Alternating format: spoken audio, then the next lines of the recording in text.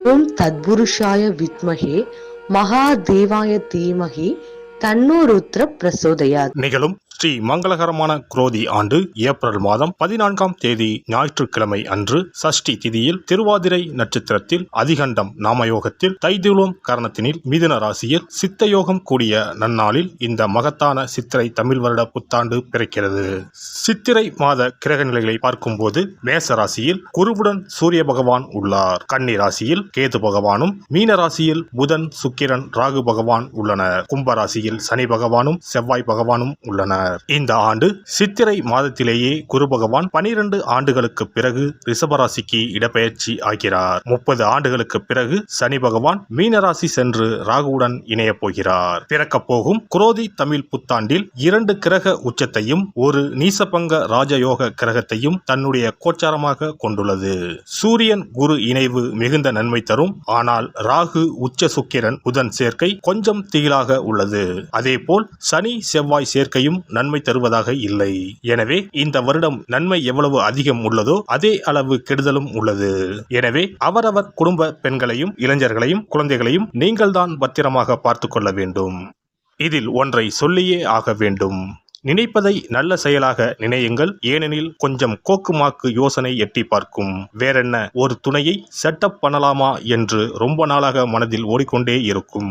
இந்த மாதிரி விளங்காத யோசனைகள் எல்லாம் வேண்டாம். செல்வம் செல்வாக்கு பெருக, நல்ல நட்பு கிடைக்க, முயற்சிகளில் முன்னேற்றம், வாழ்வின் அபிவிருத்தி என இவை சார்ந்து சிந்தனை செய்யுங்கள். இந்த வருடம் அத்தனையும் நடக்கும். நல்லன எல்லாம் கைகூடி வரும். மீனராசி அன்பர்களே, இந்த ஆண்டு குரு பகவான் 3ஆம் வீடான தைரியஸ்தானத்தில் ஆண்டு முழுவதும் பயணம் செய்ய போகிறார். குரோதி ஆண்டின் குருவின் பார்வை உங்கள் ராசிக்கு 7, 9, 11ஆம் வீடுகளின் மீது விழுகிறது. 3ஆம் பாவமான தைரியம், சகோதரம், வீரம் எனப்படும் 3ஆம் வீட்டில் பயணம் செய்யும் குருவினால் உங்களின் தைரியம், தன்னம்பிக்கை அதிகரிக்கும். பாக்கியஸ்தானத்தை குரு பார்த்தால் சகல பாக்கியமும் சேரும். குருவின் பார்வைப்படும் 7, 9, 11 பாவங்களால் யோகத்தை அனுபவிக்கப் போகிறீர்கள். திருமணம் தாமதமாகி நிற்பவர்களுக்கு இனிதே திருமணம் நடக்கும். வேலை கிடைப்பதில் பிரச்சனை உள்ளவர்களுக்கு நல்ல வேலை கிடைக்கும். 9ஆம் வீடான பாக்கியஸ்தானத்தை குரு பார்க்க போவதால் நீண்ட நாட்களாக நீங்கள் ஆவலுடன் எதிர்பார்த்த பதவி, பட்டங்கள், பூர்வீக சொத்துக்கள் பரிமாற்றம், புது முயற்சிகள் எல்லாம் கைகூடி வரும். லாபஸ்தானத்தை ராசிநாதன் குரு பார்க்க போவதால் பொருளாதார நிலை திருப்தி தரும். செய்யும் தொழில் வளர்ச்சி அடையும். நோய் நொடி தொந்தரவுகள் நீங்கும். ஆரோக்கியம் அதிகரிக்கும். மாற்று மருந்தால் நோய் நீங்கும். குடும்பத்தில் அமைதி நிலவும். மகிழ்ச்சியும் நிம்மதியும் நிறைந்த ஆண்டாக குரோதி ஆண்டு அமைந்துள்ளது. குரோதி ஆண்டு முழுவதும் சனி பகவான் உங்கள் ராசிக்கு விரயஸ்தானத்தில் இருக்கிறார். 7.5 சனி காலமாக இருந்தாலும் வேலை இல்லாமல் இருப்பவர்களுக்கு வேலை கிடைக்க வாய்ப்பு அமையும். படித்து முடித்துவிட்டு காத்திருக்கும் மாணவர்களுக்கு விரும்பிய இடத்தில் வேலை கிடைக்கும். இடம், வீடு, வண்டி, வாகனங்கள் வாங்க வாய்ப்புகள் தானாக தேடி வரும். கடனாக கொடுத்துள்ள பணம், பொருட்கள் தவணை முறையில் வீடு வந்து சேரும். விசா, பாஸ்போர்ட் போன்ற விஷயங்கள் சாதகமாக அமையும். வேலை விஷயமாக வெளியூர் மற்றும் வெளிநாடு செல்ல சந்தர்ப்பங்கள் தேடி வரும். விரய சனி காலம் என்பதால் திடீர் செலவுகள் அதிகரிக்கும். பணத்தினை முதலீடுகளாக சேகரித்து வைப்பது நல்லது. குரோதி ஆண்டு முழுவதும் ஜென்ம ராசியில் ராகு பகவான் பயணம் செய்வார். ஜென்ம ராகு களத்திரஸ்தான கேது உங்களுக்கு யோகங்களை தரப்போகிறார். களத்திரஸ்தானத்தில் உள்ள கேதுவை குரு பகவான் பார்வையிடுவதால் கோடீஸ்வர யோகம் தேடிவரப் போகிறது. பொன் பொருள் சேர்க்கை உண்டாகும். கணவன் மனைவி இடையே கருத்து வேறுபாடு ஏற்பட்டு நீங்கும். பண விஷயத்தில் யாருக்கும் ஜாமீன் கையெழுத்து போட வேண்டாம். உடல் ஆரோக்கியத்தில் சிறு சிறு தொந்தரவுகள் ஏற்பட்டு சீராகும். 7ஆம் இடத்தில் அமர்ந்துள்ள கேதுவினால் சத்ரு நாசம் ஏற்படும். எதிரிகள் காணாமல் போவார்கள். புதிய நபர்களை நம்பி எந்த விஷயத்திலும் இறங்க வேண்டாம். பெண்கள் சம்பந்தப்பட்ட விவகாரங்களில் கூடுதல் எச்சரிக்கையுடன் இருப்பது நல்லது. குரு பகவானை பார்வையிட போகும் கேது ஆன்மீக பயணத்தை ஏற்படுத்துவார். தொழில் வியாபாரத்தில் லாபம் அதிகரிக்கும். வேலை செய்யும் இடத்தில் மதிப்பு மரியாதையும் கிடைக்கும். குரோதி ஆண்டில் மீன ராசியில் பிறந்தவர்களுக்கு கோடீஸ்வர யோகம் தேடி வரப்போகிறது. சனி செவ்வாய் சேர்க்கைக்கு ஞாயிற்றுக்கிழமை அன்று தங்கரளி பூமாலை, ஆரஞ்சு பழம் இவற்றோடு அகல் விளக்கில் மஞ்சள் துணியில் 21 மிளகை மூட்டை கட்டி நெய் ஊற்றி மஞ்சள் திரி போட்டு பைரவருக்கு தீபம் ஏற்றி வழிபடவும். சிறப்பு பரிகாரம். செவ்வாய் தோஷம் நீங்க செய்ய வேண்டிய பரிகாரங்கள் என்னென்ன, வழிபட வேண்டிய தெய்வம் யார் என்பதனை பற்றி காண்போம். நவ கிரகங்களில் சூரியனுக்கு அடுத்தபடியாக செயல் ஆற்றல் உள்ள கிரகம் செவ்வாய். ஆளுமை திறன், ஆற்றல், வீரம், அதிகாரம் செய்தல், வளைந்து கொடுக்காத தன்மை, தர்மம், நீதி, நேர்மை, நியாயம் போன்ற அம்சங்கள் கொண்ட கிரகம் செவ்வாய். செவ்வாய் பலமாக இருந்து நல்ல ஆதிபத்தியம் பெற்று அவரது தசை நடக்குமானால் சகோதர சகோதரிகள் மூலம் பெரும் அனுகூலம் ஏற்படும். பெரிய பதவிகளில் உள்ளவர்கள், தொழில் அதிபர்களின் தொடர்பு கிடைத்து அதன் மூலம் முன்னேற்றம் உண்டாகும். பலமற்ற ஆதிபத்தியம் பெற்று தசை நடக்குமானால் கீழே விழுவதும் அடிபடவும் நேரிடும்.